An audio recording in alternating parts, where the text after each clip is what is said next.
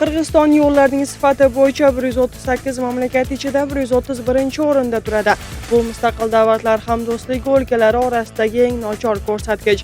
Dunyoda yo'llarga eng yaxshi 7 ball va eng nochoriga 1 ball berilsa, Qirg'iziston yo'llari 2,5 ballga ega bo'lgan. So'nggi 1 yilda Qirg'iziston yo'llarini ta'mirlashga 1 milliard 254 million dollar sarflangan.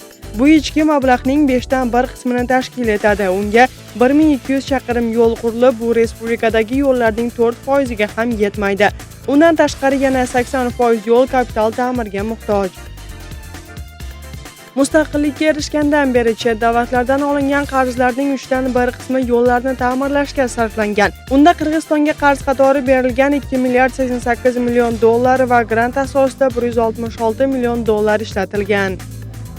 Boshqa davlatlar bilan yo'lga sarflangan mablag' va uning yaroqlilik muddatini solishtirib ko'rsak, Germaniya 4 million dollar sarflab 10 yillik xizmat ko'rsatuvchi yo'llarni quradi.